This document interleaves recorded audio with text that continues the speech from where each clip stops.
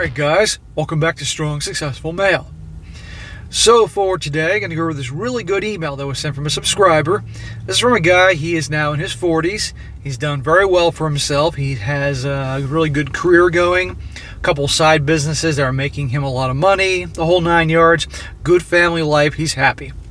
But just like all guys, this guy has definitely been one to have some bad experiences. And in particular, you're going to see in this story, guys, the two major experiences that put him on the path to the RP knowledge, if you will. One event that happened to him, and one event that happened to his best friend and business partner. The event that happened to him, you're going to see, involves a complaint made against him, a false complaint. You guys get my point on there, with a female coworker or someone that was under him, and all that, how that happened and what went down. And the second one is his friend's divorce and what she did to him and all that. However, the good thing is you're going to see is at the end of the day, karma comes back to bite both these two a-holes in the butt, and he and his business partner are doing well.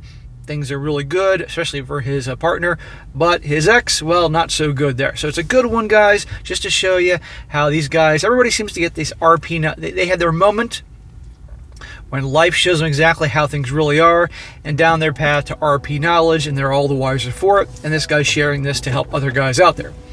Now, it's a little longer, guys, but it's definitely a good one. I'll try to minimize my commentary. You know, I have a very hard time not sharing my opinions on things, but I'll do my best. But it's a good one, so. All right, it says here, Dear SSM, thank you for what you do. I want to share my story and, if possible, provide hope to those who need support. To conform at this stage in the story, I think I'm supposed to apologize for future spelling and grammatical issues and inform as to whether or not English is my first language. That seems to be the trend. We do a very good job writing this, bro. There are a lot of men out there who are forced to look for understanding where there is none, especially in relationships. I found your channel in early 2020 when a buddy of mine was going through a horrendous divorce. I've been listening to you and other men's channels since then, and I thought I would try to bring a slightly different perspective. I find both your content entertaining and informative. I don't know if I've missed any of your videos since I first found your channel over 2 years ago. Many of your more entertaining stories involve romantic relationships. My journey to the RP came while I was in a successful marriage, and I hope by sharing may help other men. Wow, brother, you've been there since pretty much the beginning. Thank you very much for your support and saying that you don't think you've missed many videos. I really appreciate that. And I'm sure you've shown me to some friends, especially your business partners, so thank you. And here come the sirens. It's been a while since the sirens were interrupting my videos on the way to the hospital.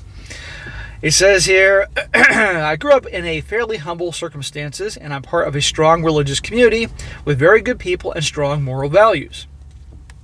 My parents raised me and my 7 siblings, 4 boys and 4 girls, in a very modest 3-bedroom house.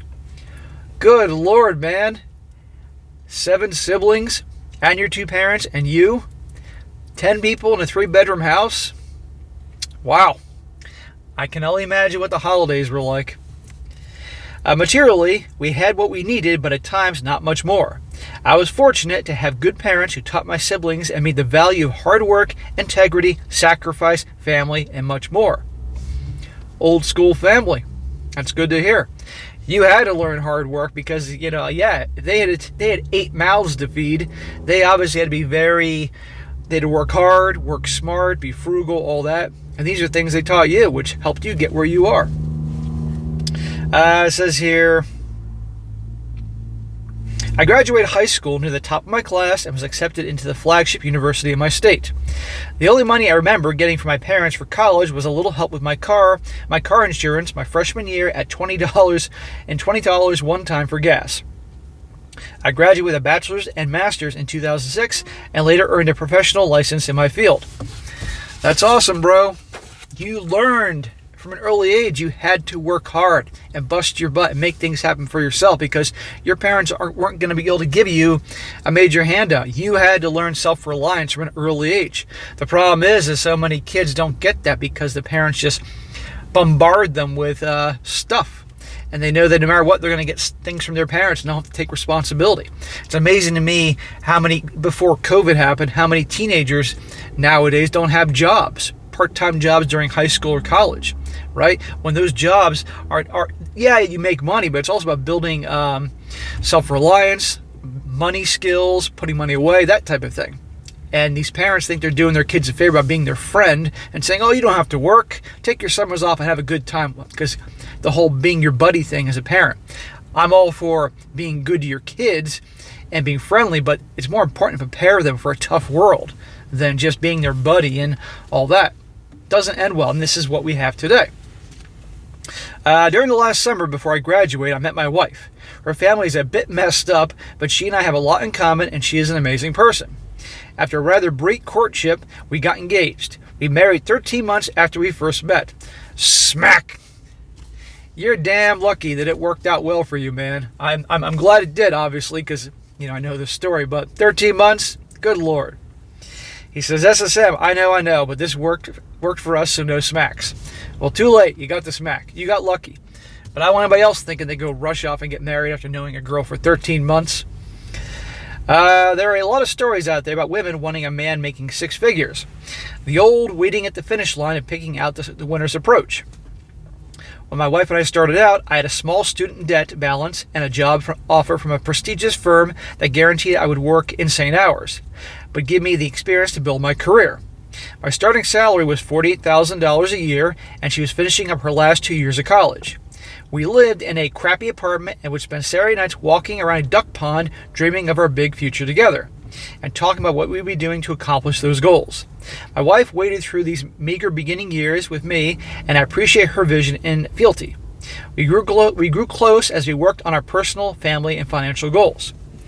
Well, dude, it sounds like you met a woman who is right on the same page with you in terms of determined and is going to work hard and smart. This is why you really lucked out, the fact that you knew her for 13 months and got married. But thank the Lord you're both on the same page with money and goals and family and values and all that. Thank God for that, man. You deserve that. But this is good. This is why you got to be with somebody that has this on the same page as you with these things.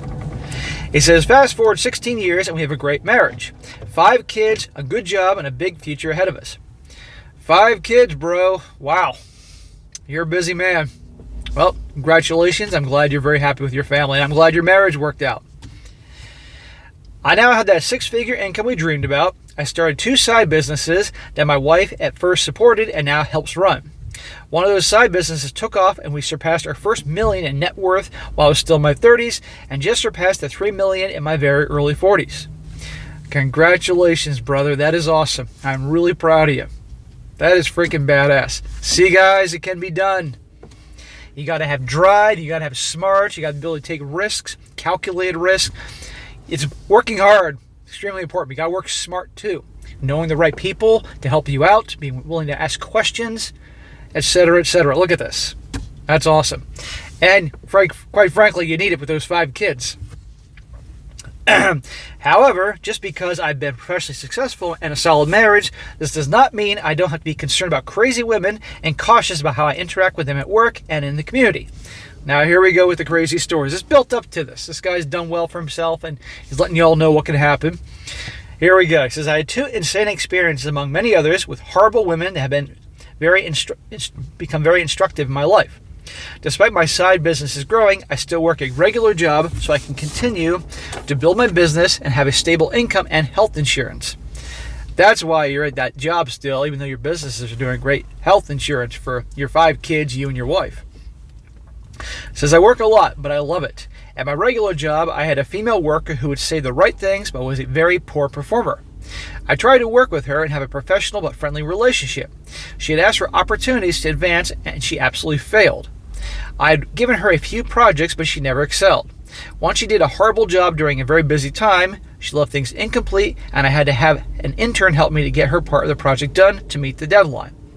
Translation, she's probably good looking. They all liked having her around, a good looking piece of ass in the office, and she was underperforming. And yet she kept her job. Now watch this, guys. After I completed the task, I pulled her aside in a private room to explain to her that the task she didn't complete fell on me. I explained the situation and things that she could do to improve the future. I thought the meeting went well. She participated in the discussion. I expressed my willingness to help answer questions to help her perform better in the future. After the meeting, I thought to myself that this was a very productive meeting. I believe that she was committed to improving and that we would be a better contributor. Some of you men already know exactly where this is headed. Yep, we all know darn well where this is headed, given you had the private meeting in a room where nobody else was watching you, with this girl who's underperforming and doing a piss poor job in the office. We all know darn well what's coming. And you know what? Maybe that's a good thing. Maybe it's a good thing that this audience knows exactly where this is going, about him meeting with her in the private room and all that, because that will then help guys be aware and not make the same mistake. He says, later that day, I was called to Human Resources and informed that I had a complaint. Imagine that. Of racial and S-word harassment against me. I was absolutely floored. I asked for any proof of what I was accused of doing. I even asked what words were said or actions were done to justify the accusation. They had no proof or specific example or they could prove or justify. Well, shocker, no proof. Just her word against his. The lousy, underperforming employee versus a star employee. But who are they going to choose? I'll tell you who. The shitty employee, because, wait for it, it's a gal. Believe all women. Anyone who knows me would know this accusation was baseless and slander. It was a believe all women experience where I was guilty until proven innocent. There was nothing I could do or say because there was no credible accusation. I had dozens of references I could have produced in and out of the office, but that didn't matter. That rat threw me under the bus to save her job after her poor performance. Instead of deciding to get better, she bought time by falsely accusing me of all sorts of nasty things. I never met with her alone the rest of the time with the company. That detestable snake made me miss a promotion and nearly got me fired. A year went by before my boss finally noticed how unproductive she was. When he asked why I didn't do anything about her poor performance, I reminded him I tried and nearly got fired for it. There you go. So the moral of this story, this part of the story is, you never have private meetings. All meetings are done that people can see you, okay? Or you have some kind of recording device or something like that if that's legal. It's ridiculous. This great guy busts his ass, value to the company. He's trying to help her. He could have fired her, but he tried to help her, and this is, But what he said here about instead of trying to do better, she decided to just buy time by accusing him of this, this, and this, right? And this is a big reason why the majority of people out there are miserable. And most people are not willing to do what they got to do to get ahead in this world. Instead of actually getting off their ass and working hard and working smart and taking some initiative, making calculated risks, all those types of things, it's easier to simply just sit back and complain that they don't make enough money, don't have enough money, have too much debt, don't have the relationships that they want, don't have the friendships that they want, they're unhappy where they live, they're unhappy where they work, but they're not actually willing to do anything about it. And even given an opportunity to better themselves, they're ready to just sit back and complain or take the easy way out.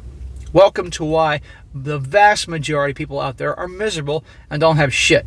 And only maybe about, less than 10% of the population actually really take action to better themselves.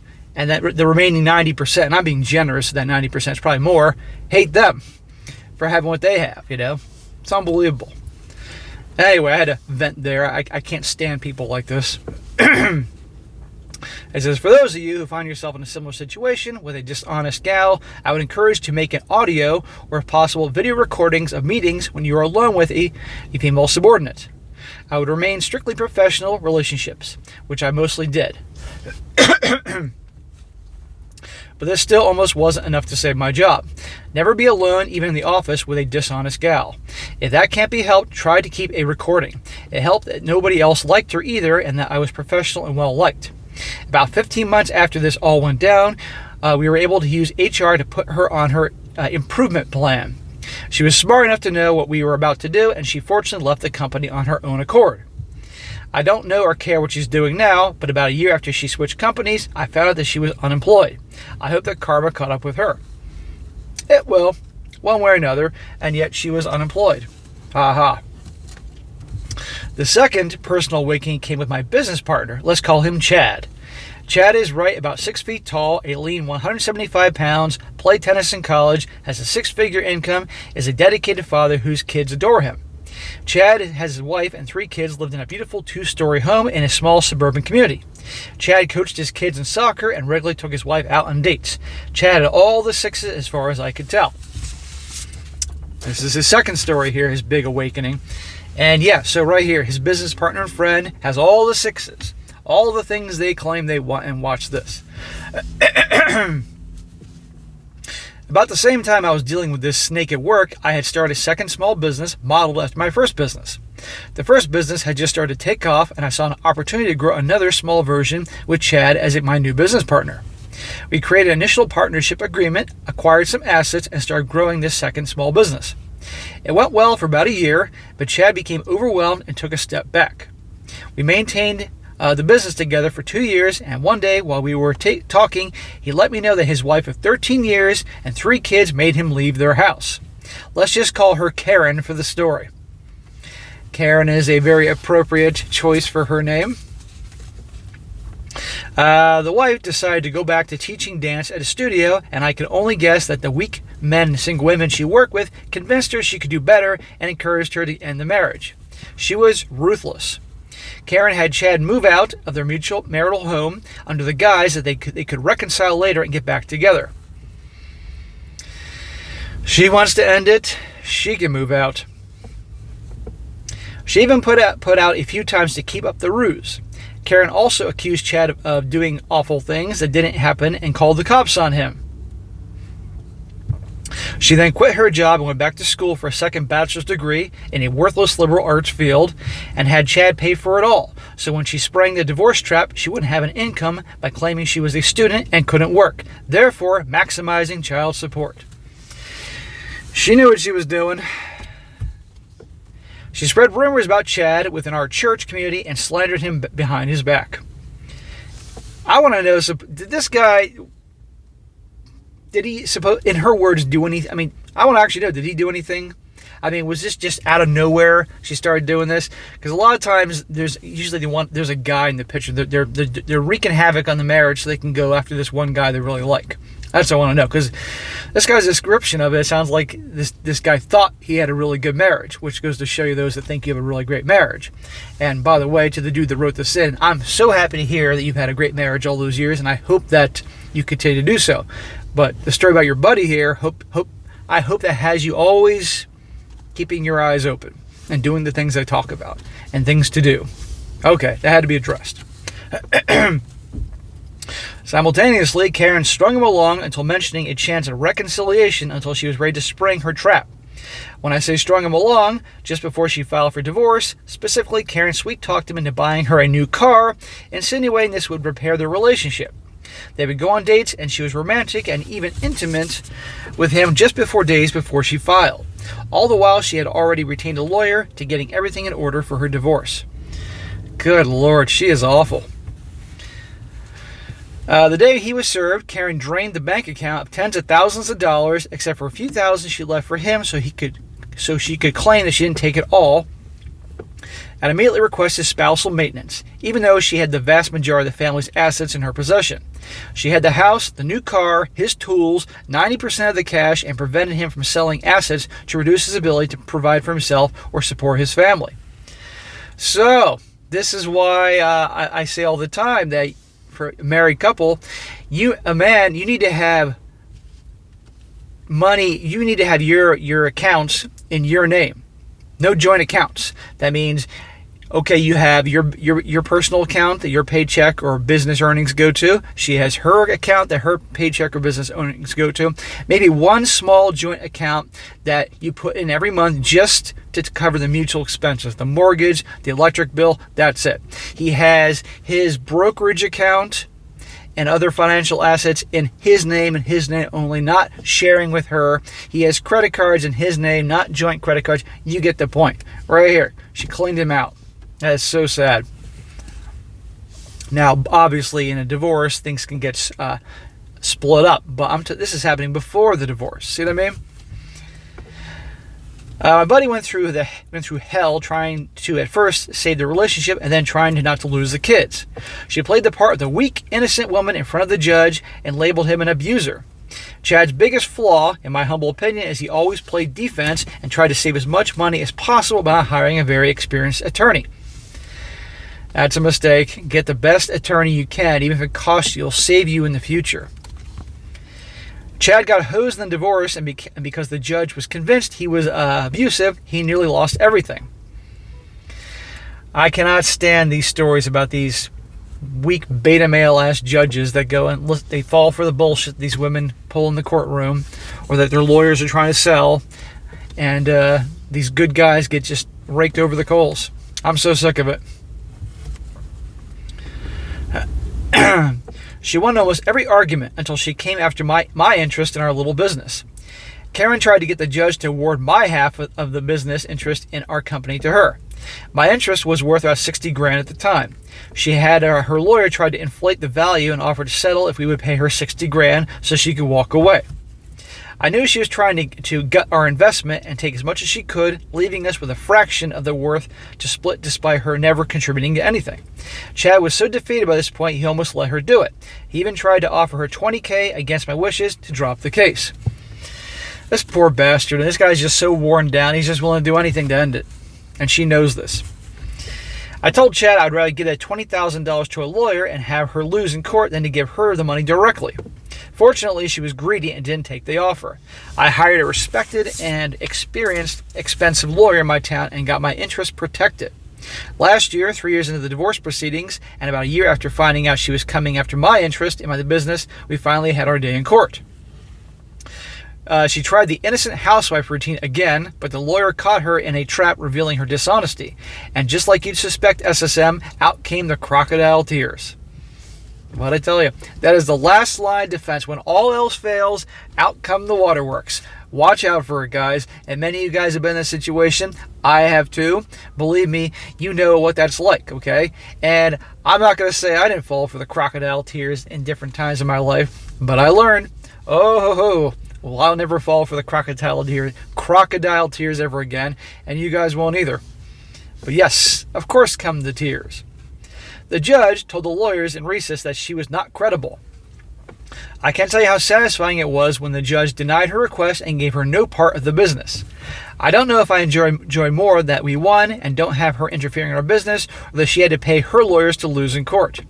I love that my buddy Chad got to experience at least one clear victory in his divorce. The lesson I learned is that I not only have to evaluate my business partner, I also have to be careful of their spouses. This guy makes an incredibly good point. So for you guys going into business and you decide to partner up with one of your buddies, whether it's 50-50 or you own 80%, he has 20, or you own 90%, he has 10 for his expertise, remember that his wife, they split up, that could have an impact on your business.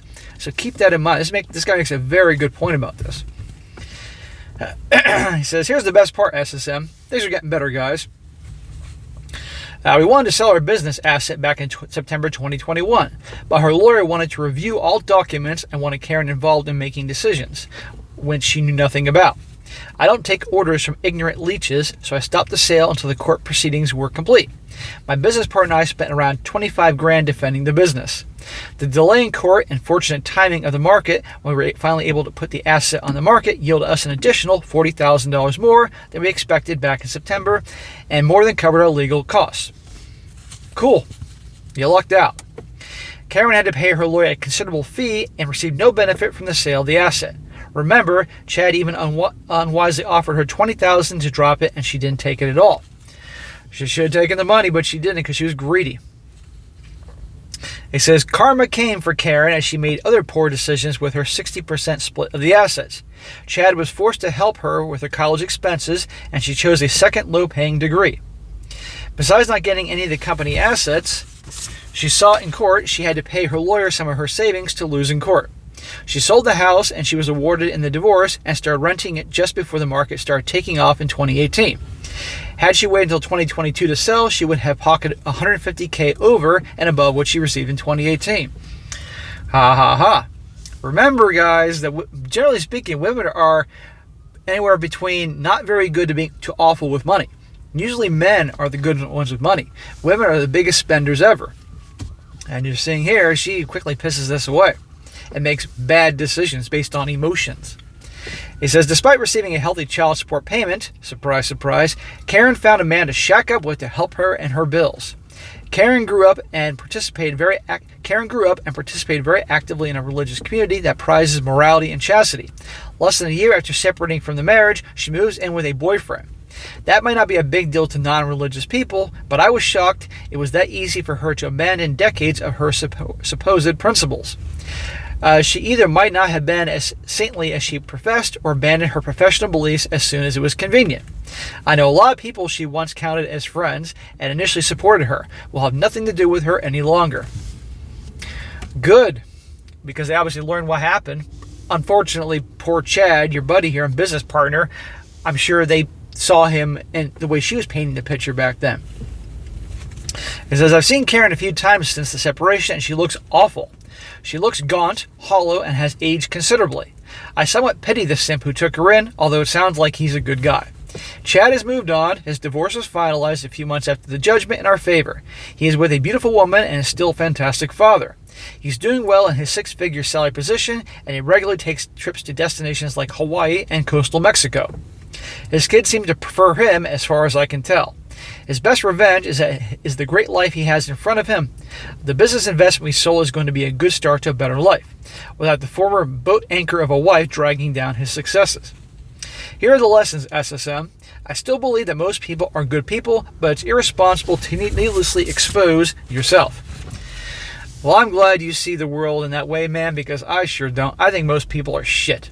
That's my life experience and knowing what I know and what I read and experience here on this channel. I think there are some good people, but most people just, that's me. Maybe I'll change my mind on my deathbed, but I don't think that. He says, there are also great women out there, but there are also terrible and dishonest ones as well. Ronald Reagan famously said, trust but verify. In today's world, that loosely translates to Drake and hot sauce. Women often get the benefit of the doubt, so make sure you cover your risks. Men should protect themselves by maintaining professional relationships with women at the workplace, being careful with your money, especially in a divorce, but don't be cheap. Get the right lawyer who will protect your interest and stand up for you in court. Your reputation is worth standing for. Why are good divorce lawyers expensive? Because they're worth it. You're damn right, and that goes for, I guess, attorneys for other things you might need.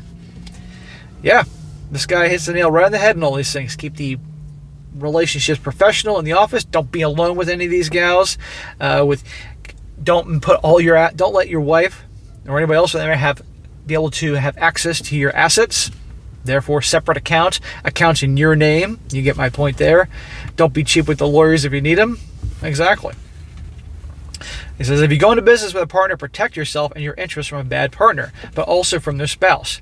I found out the hard way that a divorcing spouse can nearly cost you my interest in the business despite having several written partnership agreements and contracts. Have a good lawyer. Make sure a divorcing spouse cannot claim interest in the business. If you're in a relationship with a woman, try to make sure she is willing to go through the bad times as well as the good. Finally, continue to better yourself and be on your purpose. If you do, you will emerge victorious. Thanks, SSM, for your entertaining content and the invaluable lessons you share. Best wishes. Great story, brother. Great story. Great what you've done for yourself. Shit. Your parents, you didn't have a whole lot growing up because you had such a large family they had to provide for, but they taught you that self-reliance, that drive, working hard, working smart, being frugal.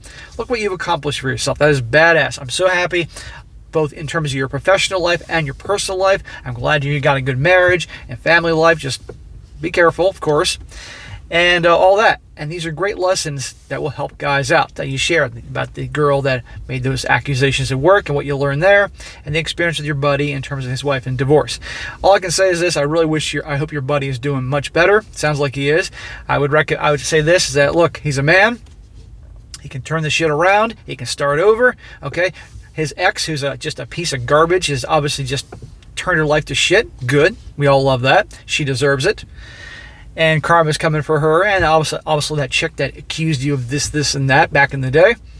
But your buddy can rebuild. He needs to focus on his purpose, building up that business, because it doesn't sound like you sold your business that he was in. It's just an asset of the business. So keep doing what you can to grow those businesses. Maybe you start a third business. Who knows? The sky's the freaking limit. There are endless options out there for guys that are driven, smart, willing to take calculated risks, etc., etc.